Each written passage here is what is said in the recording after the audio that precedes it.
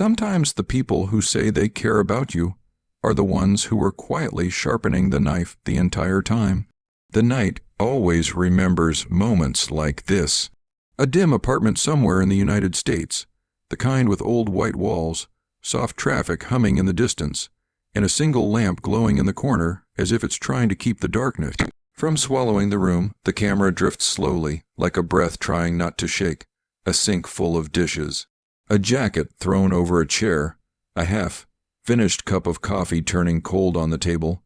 The air is heavy, quiet, thick enough to make your pulse echo in your ears. She sits on the edge of a gray couch, fingers trembling slightly, staring at a message on her phone. The words are simple, just a sentence that looks harmless to anyone else. But she feels it in her chest like a bruise. "I'm just disappointed. I thought you cared more." Her breathing softens, her eyes lower, and something inside her folds in on itself. Because this isn't the first time. And in the faint, warm light of the lamp, you can see it, the exhaustion in her posture, the way her shoulders sink, the way she's been conditioned to take the blame for things she didn't do.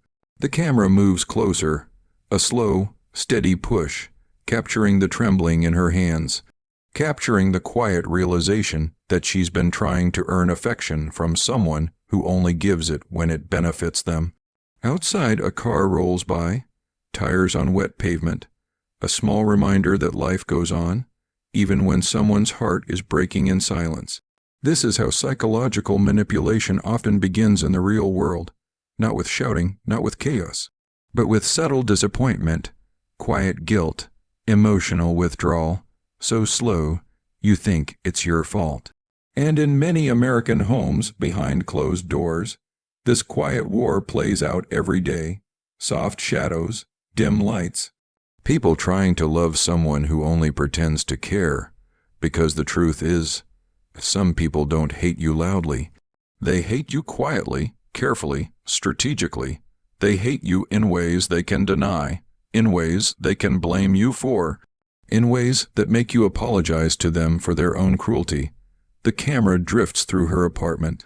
A hallway with peeling paint, a bedroom door left slightly open, as if even the walls are tired, a sink drip echoing through the space. Everything feels slow, heavy, intimate. You can almost feel her heartbeat in the room. People like the one in her messages, the ones who pretend to care but secretly resent you, don't show their darkness in the beginning. No, they offer warmth first. They give what looks like affection. They mirror your emotions.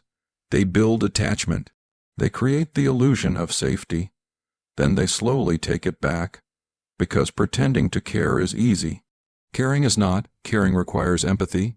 Caring requires self-awareness. Caring requires the ability to understand another human being without turning their vulnerability into a weapon. Toxic people don't want connection. They want control. And control always starts with pretend kindness. In dark psychology, this is one of the oldest behaviors, the illusion of care. A manipulator studies you the way a thief studies a locked door, quietly, patiently, looking for weaknesses. They learn what makes you feel seen, what makes you feel chosen, what makes you feel guilty, what makes you stay. They build emotional debt inside your mind, so later they can collect from you. The camera shifts again, now into a workplace break room lit by flickering fluorescents. A man sits alone, staring at his phone, reading a message from the same kind of person. He hears, "I'm only telling you this because I care," right before being criticized, belittled, or made to feel ashamed. The room feels cold, like a refrigerator left open too long. His shoulders curl inward, not from the words, but from the meaning behind them. This is how silent psychological abuse works. It hides behind gentle tones. It disguises itself as concern. It thrives in half-truths, insinuations, and emotional uncertainty. Victims often describe it as a fog. Nothing is loud, but nothing is clear. Every step feels like walking on shifting ground. Toxic people pretend to care for many reasons. Some do it because genuine closeness threatens their sense of power. Others do it to maintain access to someone who gives them validation, attention, or emotional labor. And some do it simply because pretending to care makes them look like a good person, while they quietly drain someone else from the inside. The human mind reacts to this inconsistency in predictable ways. Trauma bonding forms when kindness and cruelty are mixed together unpredictably. Just enough affection is given to keep you hoping. Just enough discomfort is created to keep you off balance. Your nervous system becomes addicted to the cycle. The highs feel euphoric. The lows feel like your fault.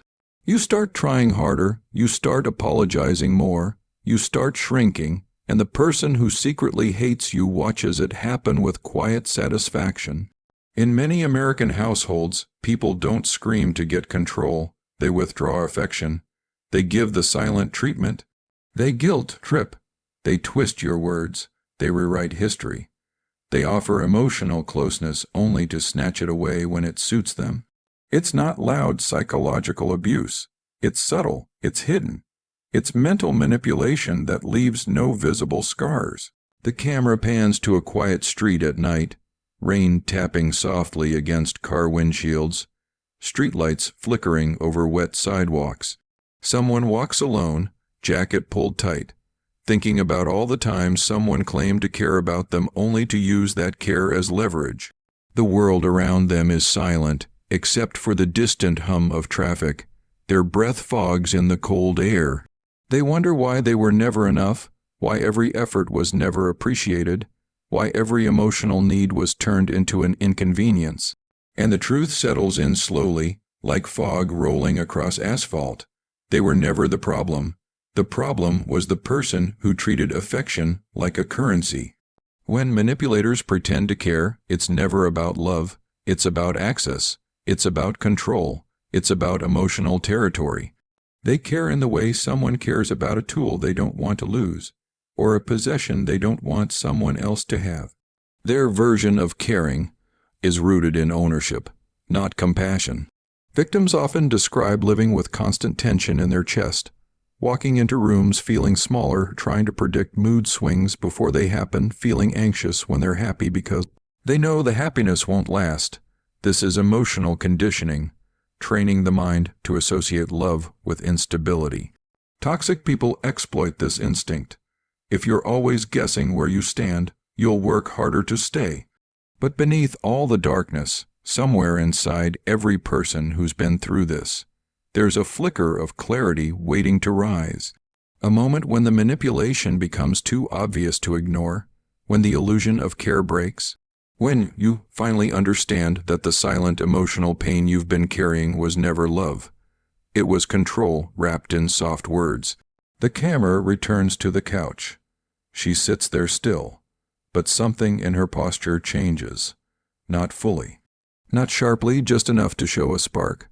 Like she's waking up from a long psychological dream. She looks at her phone again, but this time her eyes narrow just slightly. The guilt fades a little. The fog thins. She exhales, long and slow, as if letting go of something heavy. This is how healing begins, not with dramatic exits, not with sudden bravery, but with quiet understanding. The realization that someone pretending to care is a reflection of them, not you. It's the first step toward emotional boundaries, toward recognizing red flags, toward reclaiming your sense of self-worth. And slowly, the narration softens, the room feels lighter, the shadows retreat just a bit, because once you see manipulation clearly, it loses power. Once you understand dark psychology, you stop internalizing the cruelty. Once you recognize toxic patterns, you stop blaming yourself. You don't heal all at once. You heal breath by breath, moment by moment, truth by truth. You learn that real care doesn't make you feel small. Real affection doesn't leave you anxious. Real love doesn't weaponize your vulnerability. You begin to trust yourself again. You learn to say no, to set boundaries, to walk away from people who prefer you broken. And when you finally reclaim your emotional space, when you let the fog lift, when you breathe without fear of disappointing someone who never truly cared, you step into a new version of yourself, one that is stronger, wiser, calmer. The camera slowly zooms out. The lamp glows warm against the dark room. The rain outside softens. The world feels still, as if waiting. And in that stillness, you finally understand the truth you were never meant to see. Some people pretend to care so convincingly that you forget genuine care exists. But once you see the difference, you never go blind again. And the screen fades softly to black, like the final exhale of a long, painful chapter closing at last.